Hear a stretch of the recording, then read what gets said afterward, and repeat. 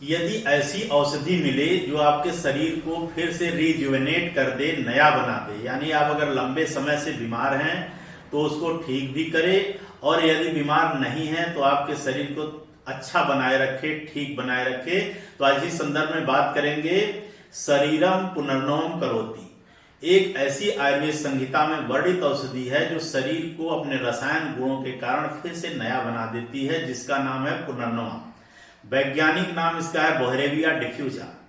तो बोहरेविया डिफ्यूजा या पुनर्नवा, जिसको सामान्य भाषा में गधपूर्णा भी कहा जाता है, यह एक बेहतरीन औषधि है। आज इसके 7 गुणों का वर्णन करेंगे। कुल 7 गुण, 7 ऐसे गुण हैं जो आयुर्वेद संहिताओं से भी प्रमाणित हैं और वैज्ञानिक तथ्यों के अनुसार भी यह प्रमाणित होते हैं कि यह इस तरह के कार्य करते हैं।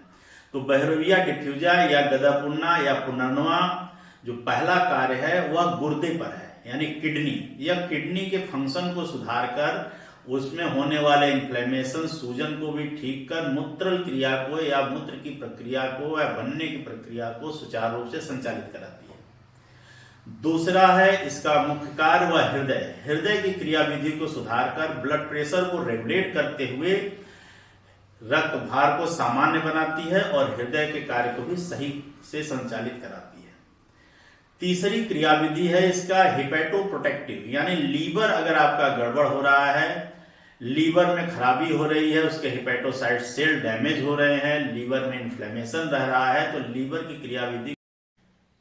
चौथा इसका जो गुण है वह है सूजन या इडिमा। जो पैरों में सूजन आती है, चेहरे में सूजन आती है, किसी किसी को पेट में सूजन आ जाती है, पानी भर जाता है, ऐसी अवस्था में यह मूत्र प्रक्रिया होती है इसकी, या लीवर और गुर्दे की क्रिया विधि जब सुधार देती है तो निश्चित रूप से जो एक्सेस वाटर कंटेंट है शरीर में वह भी बाहर निकलते हैं और सूजन कम होने लगती है। कार्य है वह है एनीमिया को दूर करता है, यानी कि अगर आप एनीमिक हैं, खून कम हो रहा है, गुर्दे के कारण या लीवर के गड़बड़ी के कारण अगर खून बनना कम हो रहा है या आप एनीमिक होते जा रहे हैं, तो इसमें भी यह काफी लाभदायी होता है। मुख्य गुण है जिसको हम बताने जा रहे हैं वह है एंटी इन्फ्लेमेटरी।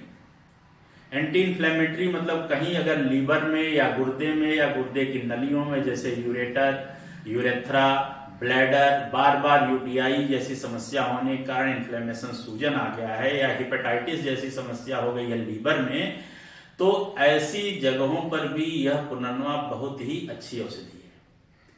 अब बात करेंगे लास्ट 7वें पॉइंट की। 7वां पॉइंट है आर्य फैक्टर या आम बात जिसको कहते हैं रिमेटॉइड अर्थराइटिस जिसको कहते हैं। इसमें रिमेटॉइड अर्थराइटिस में जोड़ों में, मल्टीपल जोड़ों में सूजन आ जाती है, इन्फ्लेमेशन हो जाता है, इसमें भी यह औषधि काफी प्रभावशाली होती है। तो इस तरह 7 जो इसके मुख्य गुण हैं जो प्रमाणित हैं उनकी बात मैंने की। अब इसका यूज कैसे करेंगे? यूज की बात करें तो पुनर्नवा अगर ताजा मिल जाए तो 10 से 20 ml उसका स्वरस निकाल लें, उसको अच्छे से पीस कर उसका रस निकाल कर ले सकते हैं सुबह शाम। चूर्ण के रूप में भी 2 से 3 ग्राम आप ले सकते हैं। काढ़े के रूप में भी आप उसको सुबह शाम चाय की तरह काढ़ा बनाकर ले सकते हैं। मार्केट में कुछ प्रिपेयर्ड औषधियां आती हैं जो पुनर्नवा से बनती हैं और अन्य औषधियों के समन्वय से बनाई जाती हैं। उसमें मुख्य 3 ऐसी औषधि है जो क्लासिकल मेडिसिन है, जिससे पुनर्नवा भी आपको मार्केट में आसानी से मिल जाता है। पुनर्नवाष्टक क्वाथ यह काढ़े के रूप में आता है, यह भी आसानी से मिल जाता है, और पुनर्नवा मंडूर भी आसानी से मिल जाता है। बहुत प्रचलित औषधियां हैं, सामान्य तरीके से यह मिल जाती हैं। निर्देश यह है कि इन सभी औषधियों का या पुनर्नवा से बनी औषधियों का सेवन करने से पहले अपने चिकित्सक से सलाह अवश्य लें और उनके बताए गए तरीके से औषधियां लेना सुनिश्चित करना चाहिए। धन्यवाद।